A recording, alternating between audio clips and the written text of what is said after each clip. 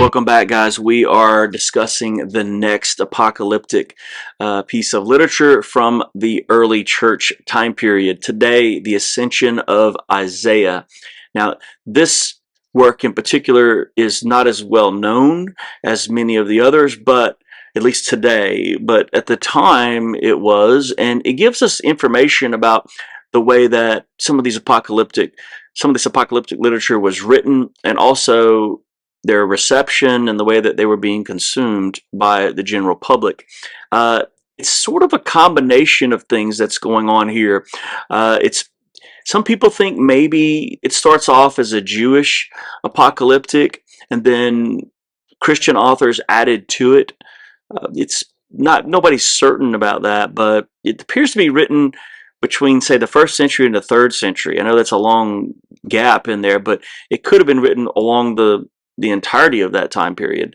And it's a series of visions, and it's sort of disjointed in some places, which is why it looks like multiple authors were present to dictate these things. That's a crazy blend, I think, of prophecy, of visionary literature, and also Christian theology in the way that the authors were trying to teach it.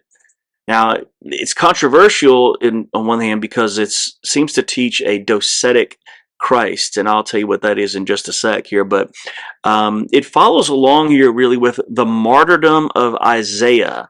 And so it's purported to be the martyrdom of Isaiah that people would know as from the book of Isaiah in the Hebrew scriptures. And after his martyrdom, he rises up through the 7 heavens.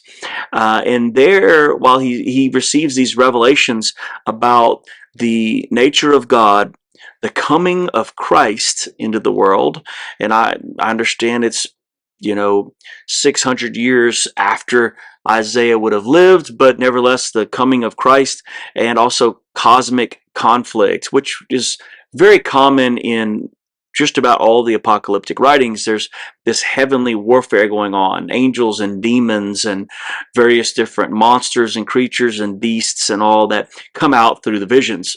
The actual authors of the Ascension of Isaiah are unknown, but there's some conjecture that it's possibly the Ebionites or some of the Gnostic groups that were present.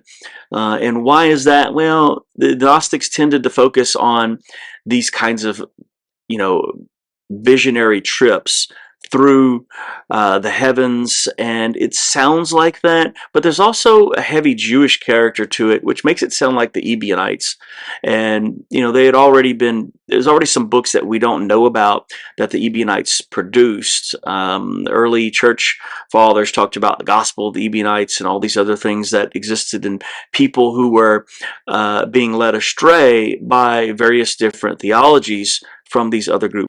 So the Ascension of Isaiah is broken up into 3 main parts. The first part, known as the martyrdom of Isaiah, and it's basically a narrative of Isaiah and his interaction with King Manasseh, who executes Isaiah. And in the background of all this, though, there's demonic powers at work, and you can see how the difference between, say, the prophet in the time of Isaiah would have written and the way that this is structured in what they're talking about going on in the background, because that kind of theology really didn't develop as early as the actual prophet of Isaiah. But coming into the Maccabean period, there begins to be this understanding of demons and angels in the background, and this cosmic sort of conflict, and that comes out in this book. And if you look at, say, the second part, which is the Testament of Hezekiah, and it concerns the prophecy of church corruption and how the church itself would become corrupt. And this is sort of a rich statement because of the theology that's included, especially with docetism, again, as I'll discuss in just a bit, and also the Antichrist, and how the Antichrist would have this absolute power to corrupt the church and to change it to control the world and everything else. So the demonic powers have really developed into a strong hierarchy in the same way that, say, a government is organized and the bureaucracy that exists in it. So it's a Hebrew prophet who's prophesying directly the second coming of Jesus, not the first, but the second coming of Jesus. And why would Isaiah be used as this text, as the person who was claimed to have written this text, or be the center character of this text? Well, probably because Isaiah was so often used as, some of his materials are used for prophetic statements about Jesus and his first coming and the messianic prophecies that Christians see throughout the book of Isaiah that's already there. The third section that is in the Ascension of Isaiah has to do with visions of Isaiah. Isaiah ascends through the seven heavens, and in it he sees Christ's descent down to the earth, and he notices there's this cosmic hierarchy, which I just noted a second ago, in the way that there's a kind of a bureaucratic structure to, angelic forces, to demonic forces, to the Godhead, and the like, and that should be we see reflected in the world in the way that government works and the way that church works and everything else, that it's a very highly ordered thing that's happening in the background. Now, to get to some of the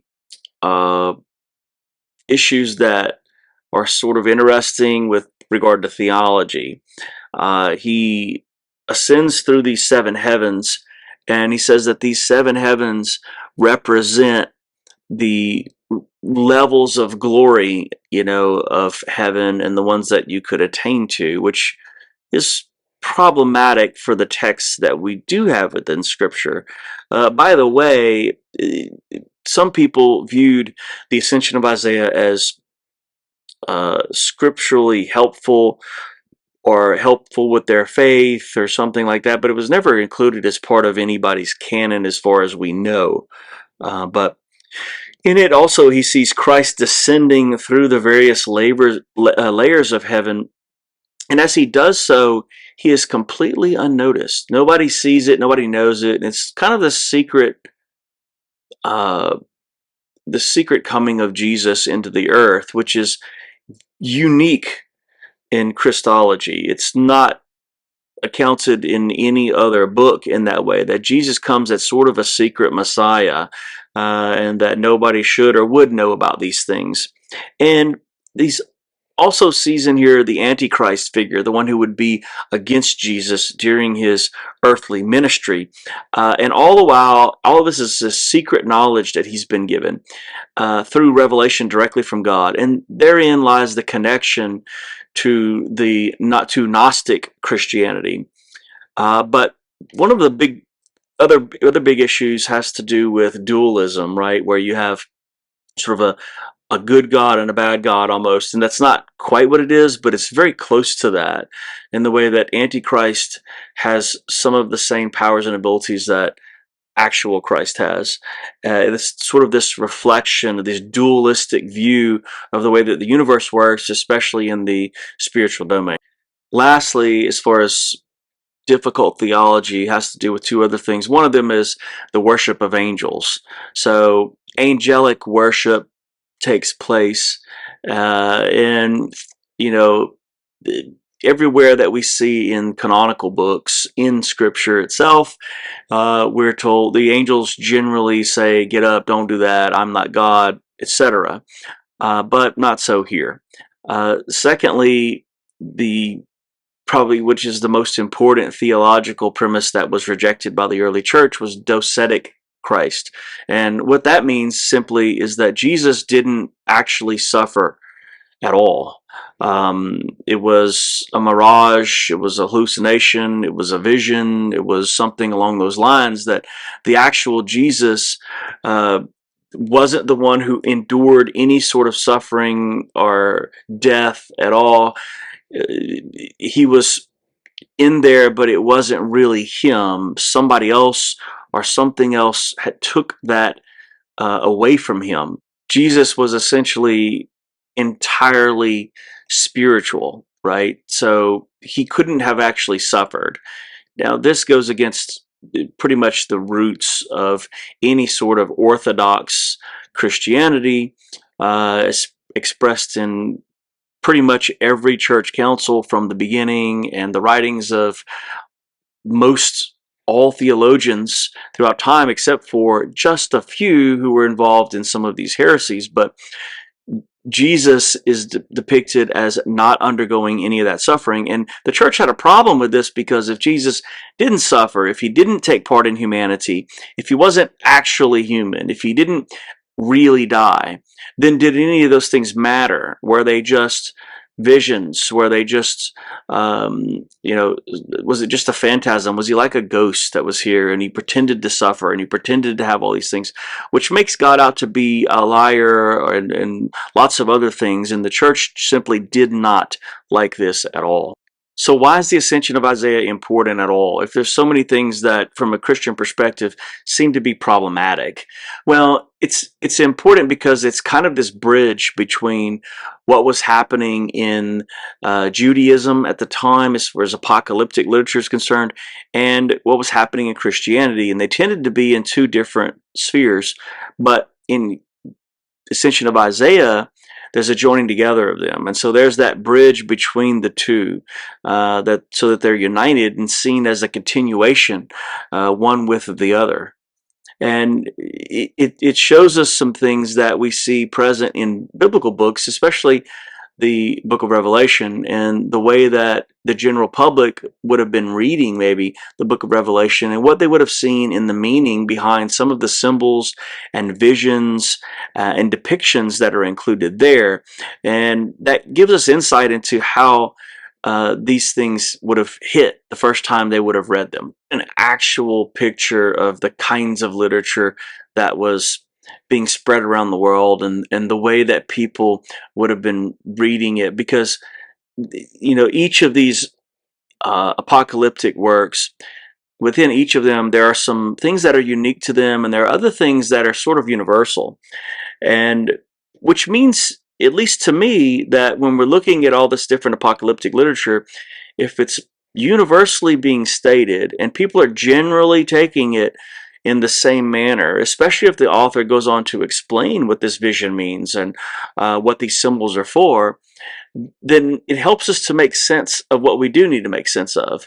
Things like the book of Revelation, so that we can understand them in the proper light, and we can see them and read them as if we were there with the early church. And that's what makes them important for us to study and to understand. Hope you enjoyed it. Look forward to seeing you next time as we deal with another apocalyptic book. Like and subscribe if you like what you see.